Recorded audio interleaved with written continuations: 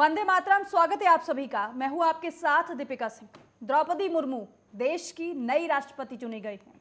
NDA प्रत्याशी के तौर पर उन्होंने विपक्ष के उम्मीदवार यशवंत सिन्हा को पराजित कर दिया है।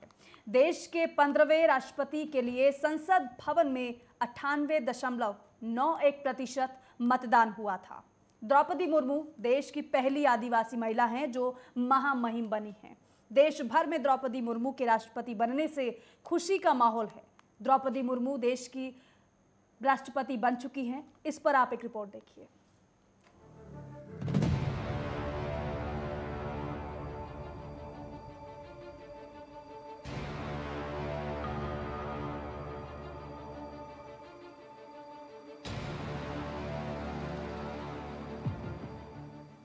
बीजेपी की तरफ से राष्ट्रपति पद के प्रत्याशी बनाए जाने पर द्रौपदी मुर्मू की पहली प्रतिक्रिया थी कि वो हैरान भी हैं और खुश भी। वास्तव में ओडिशा के सुदूर मयूरभंज जिले की एक आदिवासी महिला होने के रूप में उनका देश के शीर्ष पद के लिए चुने जाने का ये सफर बहुत संघर्ष भरा है। पति और 2 बेटों की मौत से भी वो टूटी नहीं, पूरे परिवार को ढांढस बंधाती रही। देश तब चौंका था जब झारखंड राजभवन के बिरसा मंडप में देश की पहली आदिवासी महिला अंग्रेजी में राज्यपाल पद की शपथ ले रही थी। पहली बार उनकी आंख तब नम हुई। द्रौपदी मुर्मू ओडिशा की संताल आदिवासी समुदाय से आती है। भुवनेश्वर के रमादेवी कॉलेज से कला स्नातक मुर्मू 2 दशक से राजनीति और समाज सेवा से जुड़ी रही।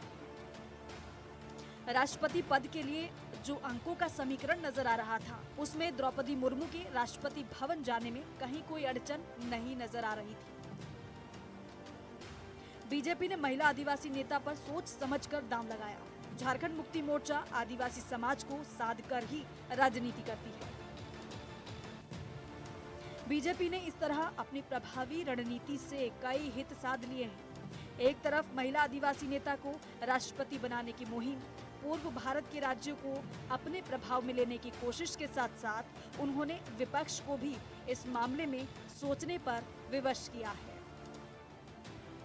ये स्थिति ठीक उसी तरह बन गई है जब एनडीए ने प्रखर वैज्ञानिक डॉक्टर अब्दुल कलाम का नाम राष्ट्रपति पद के लिए आगे किया, तो दक्षिण में डीएमके और एआईडीएमके भी उनके नाम पर एकजुट हो गए। इसके साथ बीजेपी ने ये संदेश भी दिया है कि वो महिलाओं को आगे बढ़ा रही है। बीजेपी में लंबा मंथन राष्ट्रपति पद के प्रत्याशी के लिए चला। खासकर ये भी कहा जा रहा था कि बीजेपी दक्षिण राज्य में अपनी पैठ बनाने के लिए वहां के किसी व्यक्ति को इस पद के लिए आगे कर सकती है। लेकिन जिन नामों को लेकर चर्चा थी, उनमें द्रौपदी मुर्मू का नाम भी लिया जा रहा था। आखिर बीजेपी ने ओडिशा की मयूरभंज इलाके की एक ऐसी आदिवासी महिला को इसके योग्य पाया जो पिछले कई दशक से अपनी उपलब्धियों के साथ निरंतर आगे बढ़ रही है। उन्हें आदिवासियों के बीच अपने कामकाज के तौर पर जाना जाता है। देश के सर्वोच्च पद को हासिल करने वाली वो दूसरी महिला है। 1997 से एक पार्षद के रूप में शुरू हुआ उनका सफर निरंतर आगे बढ़ता रहा। सन 2000 में वो पहली बार विधायक चुनी गई। मुर्मू मयूरभंज जिला बीजेपी अध्यक्ष रही। वो ओडिशा में बीजेपी बीजेडी सरकार में परिवहन, वाणिज्य, मत्स्य, पशुपालन मंत्री भी रही हैं। यहीं से भारतीय लोकतंत्र की मजबूती और सुंदरता भी नजर आती है कि पार्षद के रूप में अपना राजनीतिक सफर शुरू करने वाली द्रौपदी मुर्मू अब देश की राष्ट्रपति बन गई है। देश भर में इसकी खुशी मनाई जा रही है। विजय जुलूस निकाले जा रहे हैं। देश भर में उत्साह का माहौल है। Desk report, network 10। और देश की पहली आदिवासी महिला द्रौपदी मुर्मू के राष्ट्रपति पद पर निर्वाचित होने की खुशी में कोंडागांव के स्थानीय बस स्टैंड में भारतीय जनता पार्टी और सर्व आदिवासी समाज के पदाधिकारी और सदस्यों ने जमकर जश्न मनाया। वहीं आदिवासी लोक नृत्य पर जमकर थिरकते हुए नजर आए। कोंडागांव के बस स्टैंड पर आदिवासी लोक नृत्य कलाकार युवती के हाथों में भी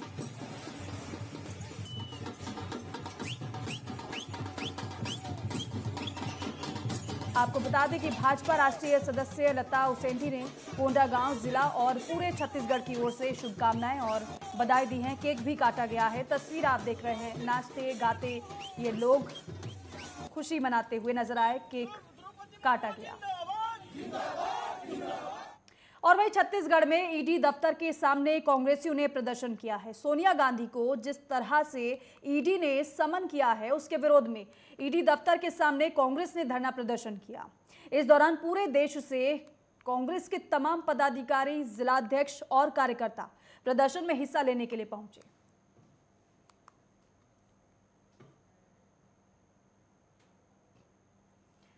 और वहीं बेमेतरा में प्रार्थना के दौरान लगभग 8 से 10 बच्चे एक के बाद एक अचानक से चक्कर खाकर गिर गए। घटना से स्कूल में हड़कंप मच गया और सभी बच्चों को इलाज के लिए जिला अस्पताल में लाया गया। पूरा मामला बेमेतरा विकासखंड के शासकीय पूर्व माध्यमिक शाला बेहरसरी का है। इलाज के बाद लगभग 5 से 6 बच्चे ठीक हो गए। जायजा लेने जिला शिक्षा अधिकारी अरविंद कुमार मिश्रा जिला अस्पताल पहुंचे, जहां बच्चों का उन्होंने हालचाल जाना। और वहीं जिला शिक्षा अधिकारी ने बताया कि बच्चों का स्वास्थ्य अभी ठीक है।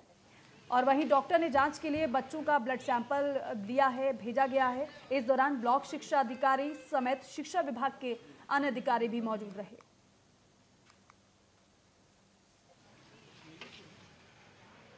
जो पूर्व माध्यमिक शाला के बच्चे हैं, उनमें 8-10 लोगों को चक्कर आने की शिकायत प्राप्त हुई और उसमें से 4-5 बच्चे वहीं ठीक हो गए। 4 बच्चे को जिला चिकित्सालय रिफर किया गया है। अभी उनसे मैं मुलाकात भी किया, डॉक्टरों से भी बातचीत हुई। बच्चे अभी पूरी तरह से ठीक हैं और उनके ब्लड सैंपल को भेजा गया है जांच के लिए। और वहीं बिलासपुर में अघोषित बिजली कटौती को लेकर बीजेवाईएम ने मोर्चा खोल दिया है। और इसी कड़ी में बिजली की समस्या को लेकर आज बीजेवाईएम ने रैली और कलेक्ट्रेट का घेराव कर विरोध प्रदर्शन किया।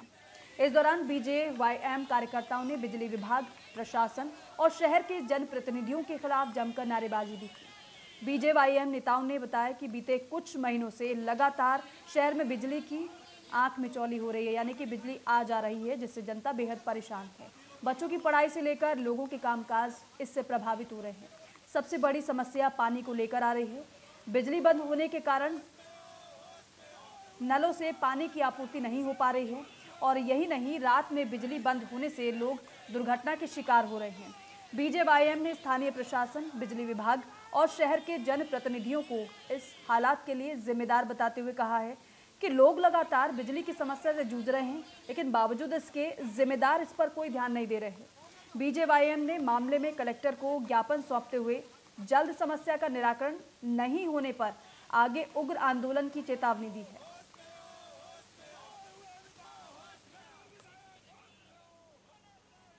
बिलासपुर शहर में पिछले कुछ माह से बिना किसी कारण के अघोषित जो बिजली लगातार कटौती हो रही है, जिससे बिलासपुर की जनता परेशान है। ठीक सुबह जब टेप नल से लोग पानी भरने के लिए तैयार रहते हैं, लाइट चले जाती है, समय लाइट जाती है। शाम को शहर की स्ट्रीट लाइट जलती नहीं है, जैसे शाम होने के बाद बंद हो जाती है, और कहीं जलती है तो डीजे लाइट जैसे जल रही है। ये वही शहर है और ये वही प्रदेश है जो बिजली में सरप्लस थी। हमारे राज्य की बिजली हम दूसरे राज्य में बेच करके राज्य के लोग राजस्व कमाते थे। और बिलासपुर में लोगों ने अवैध शराब और गांजे की बिक्री को लेकर एसपी ऑफिस का घेराव किया। लोगों ने एसपी से अवैध शराब और गांजे की बिक्री को बंद कराने और आरोपियों पर कड़ी कार्रवाई करने की मांग की है। साथ ही ज्ञापन भी सौंपा है।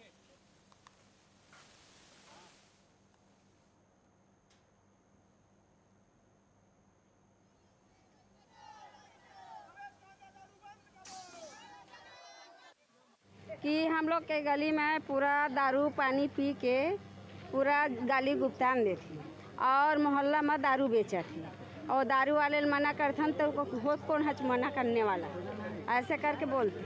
बहुत दिनों से अवैध तरीके से मतलब दारू और गांजा मतलब बेच जा रहे हैं। उनके ऊपर 2-3 बार कार्रवाई भी हुआ है, लेकिन क्या है, उनके एक पैर मतलब जेल के अंदर, एक पैर बाहर में रहता है और एनी टाइम मतलब वो कुछ न कुछ तरीके से मतलब हरकत करते रहता है। अब इससे दारू गांजा इतना मतलब उसमें बेचने बेच रहे हैं वहाँ पे कि छोटे छोटे बच्चे मतलब उसको देख के सीख रहे हैं और वहाँ पे आए दिन लड़ाई झगड़ा हो रहा है, तो लोग परेशान हैं। इससे परेशान हो के मतलब वो लोग यहाँ के जितने मतलब महिलाएं हैं, पुरुष हैं, सब यहाँ शिकायत करने आए हैं ताकि हमारी समस्या का हल हो जाए। इसी कि हम लोग के गली में पूरा दारू पानी पी के पूरा गाली गुप्तान देती और मोहल्ला में दारू बेचा थी और दारू वाले मना करथन तो होत कौन हच मना करने वाला, ऐसे करके बोलते।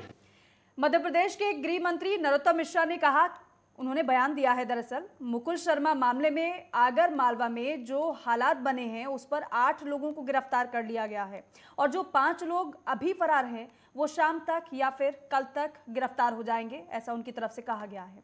उन पर 307 जैसी गंभीर धारा में मामला दर्ज किया गया है और इसके अलावा अतिक्रमण विरोधी कार्रवाई भी आज करने की तैयारी की जा रही है।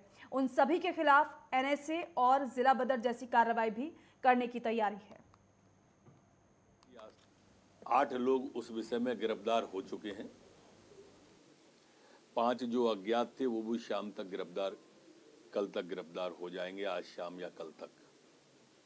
मध्य प्रदेश शांति का टापू है, इसमें हम शांति किसी को भंग नहीं करने देंगे।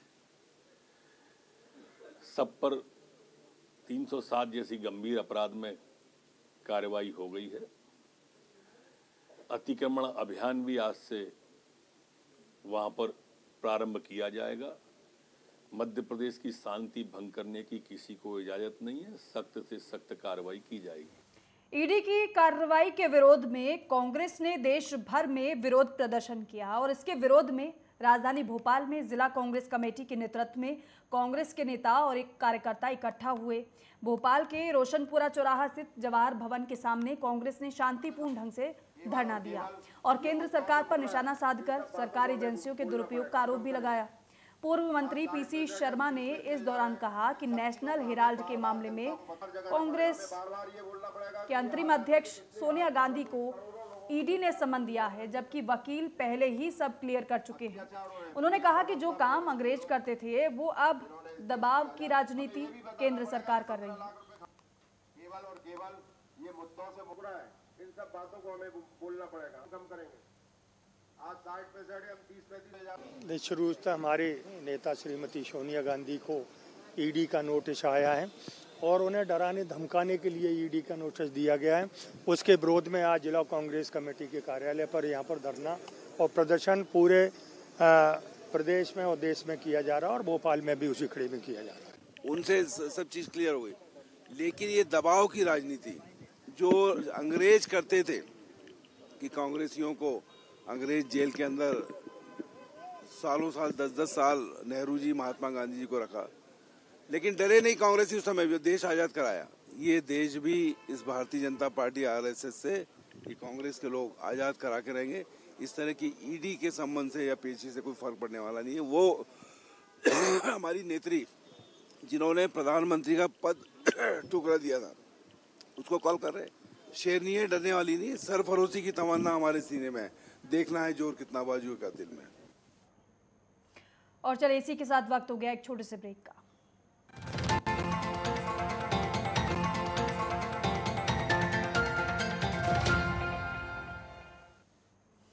ब्रेक के बाद स्वागत है आप सभी का। मध्य प्रदेश में नगर निकाय चुनाव में बीजेपी प्रदेश अध्यक्ष विष्णु दत्त शर्मा ने कहा कि चुनाव में बीजेपी को ऐतिहासिक सफलता मिली है।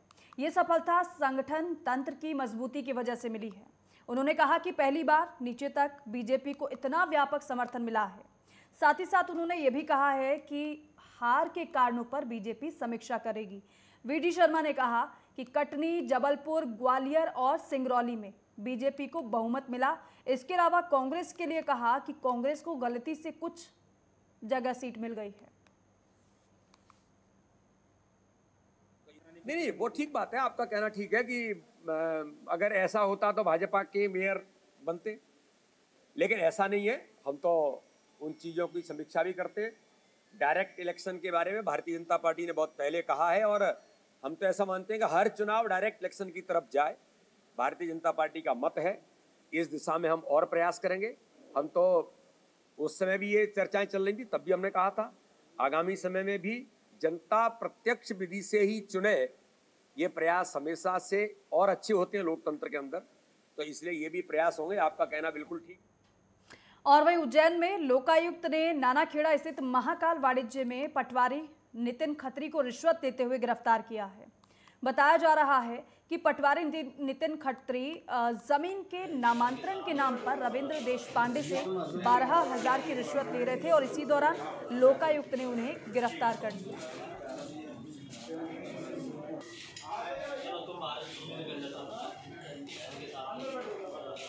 ये लगातार चेकिंग चलाई जा रही है। वाहन चेकिंग के दौरान कल परसों रात को सूर्य नमस्कार तरह पर भी चेकिंग लगी हुई थी, तो एक लड़का संदिग्ध अवस्था में दिखा, तो उसको जब पुलिस ने उसको हिरासत में लिया और जब उसकी तलाशी लगी तो उसके कब्जे से एक कट्टा मिला है। तो कट्टा मिला तो फिर 315 बोर का, तो उसको आमसेट किया जाकर उसको, और उसका चूँकि आपराधिक रिकॉर्ड भी है तो उसको उसका वैधानिक कार्रवाई की गई है।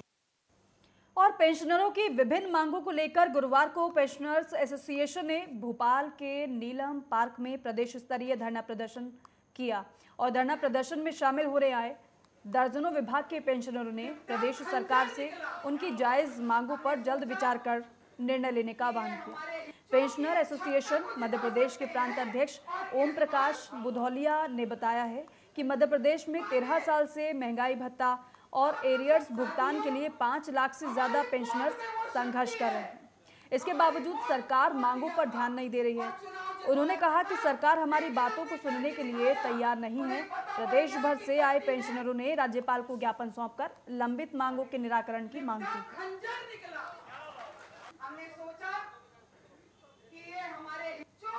हमारी मांगे ये है कि हमको डीआर मिलता है तो सब जगह 34% मिल रहा है, हमें केवल 17% मिल रहा है, आधा। तो हमें कब से लॉस हो रहा है, क्यों नहीं मिल रहा है, दिया जाए। दूसरा, हमें 6वें वेतनमान का 32 महीने का एरियर नहीं मिला, 7वें वेतनमान का 27 महीने का एरियर नहीं मिला, तत्काल दिया जाए। और उज्जैन के महाकाल थाना क्षेत्र में चोरी की वारदात को अंजाम देने वाले एक महिला गैंग का खुलासा किया गया है। इस गिरोह की 7 महिलाओं की गिरफ्तारी हुई है। ये लोग महाकाल मंदिर, कई प्रमुख मंदिर और शिप्रा नदी समेत महाकाल इलाके में आने वाले भक्तों से चोरी की वारदात को अंजाम देते थे। इनके पास से चोरी का काफी सामान बरामद किया गया है।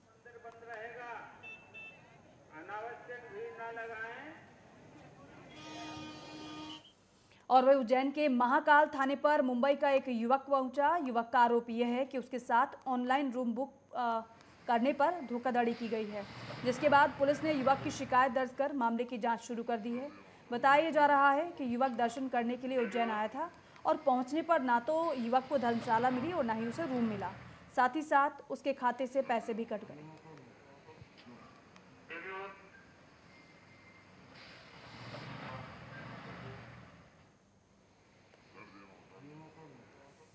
और वही ग्वालियर में पुलिस ने नशे की हालत में कट्टा लेकर घूमते हुए युवक को गिरफ्तार कर लिया है। दरअसल पुलिस ने युवक को समझाकर भेजने की कोशिश की तो युवक पुलिस से ही उलझ गया। घटना गोला का मंदिर थाना क्षेत्र की है और इसी बीच पुलिस की नज़र युवक की कमर पर पड़ी तो कट्टा नजर आया। उसके बाद पुलिस ने कट्टा जब्त कर युवक को हिरासत में ले लिया है। एडिशनल एसपी ने बताया है कि बीती रात मेला ग्राउंड के आसपास गश्त करने के दौरान युवक को हिरासत में लिया गया है। फिलहाल युवक के खिलाफ केस दर्ज कर लिया गया है, आगे की जांच की जा रही है।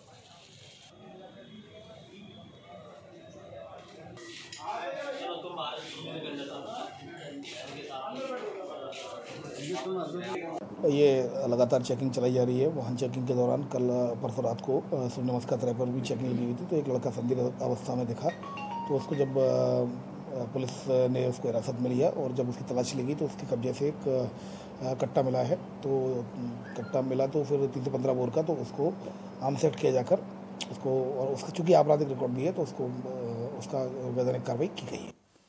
और बात अब मौसम की। दिल्ली, यूपी समेत कई राज्यों में आज भी बारिश का अनुमान रहा और पहाड़ी राज्य उत्तराखंड में तेज बारिश के चलते रेड अलर्ट जारी किया गया है। तो वहीं राजस्थान में भी आज तेज बारिश होने की संभावना जताई गई।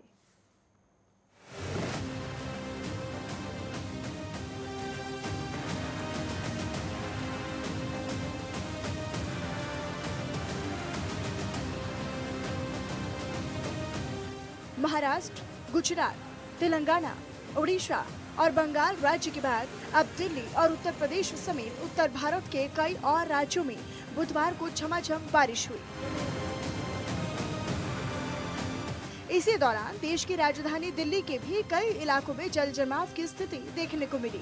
अब मौसम विभाग की तरफ से 22 जुलाई को उत्तर प्रदेश के कई जिलों में भारी बारिश के साथ बिजली गिरने का अलर्ट जारी किया गया है। एक बार फिर से उत्तराखंड के मौसम को लेकर IMD ने अलर्ट जारी कर दिया है। दरअसल मौसम विभाग ने 21, 22 और 23 जुलाई को उत्तराखंड के उत्तरकाशी, रुद्रप्रयाग, चमोली, बागेश्वर, नैनीताल और पिथौरागढ़ के लिए ऑरेंज अलर्ट जारी कर दिया है। इसी दौरान इन जिलों में भारी बारिश होने की संभावनाएं बनी हुई हैं। दिल्ली NCR में येलो अलर्ट जारी। मौसम विभाग ने किया बारिश का अलर्ट। अगले 3 दिनों तक भारी बारिश की चेतावनी। उत्तराखंड, यूपी, बिहार में भारी बारिश का अलर्ट। चमोली और पिथौरागढ़ में भारी बारिश का अनुमान। चमोली और पिथौरागढ़ में बंद रहेंगे स्कूल। उत्तरकाशी, रुद्रप्रयाग, चमोली, बागेश्वर में ऑरेंज अलर्ट। नैनीताल और पिथौरागढ़ में 23 जुलाई तक ऑरेंज अलर्ट। राष्ट्रीय राजधानी दिल्ली समेत उत्तर भारत के कई राज्यों में झमाझम बारिश का दौर शुरू हो चुका है। दिल्ली NCR में बुधवार को भारी बारिश हुई। इसके अलावा मौसम विभाग ने अगले 3 दिन के लिए भारी बारिश का अलर्ट जारी किया है। इसके अलावा यूपी के कई जिलों, उत्तराखंड के ज्यादातर जिलों में भी जमकर बारिश की चेतावनी जारी कर दी गई है। इसके अलावा महाराष्ट्र, गुजरात में भी भारी बारिश का अलर्ट है। चंडीगढ़ के कई इलाकों में भारी बारिश हुई, जिसके चलते तापमान में भी गिरावट दर्ज की गई है, जबकि यातायात की गति भी धीमी हो गई है। कई राज्यों की तरह राजस्थान में भी इन दिनों तेज बारिश हो रही है। पूर्वी राजस्थान में कई जगह भारी बारिश हुई। वहीं पिछले 24 घंटे के दौरान कुछ और जगहों पर हल्की से मध्यम बारिश दर्ज की गई। और इसी के साथ फिलहाल इस बुलेटिन में बस इतना ही। देखते रहिए नेटवर्क। जय हिंद।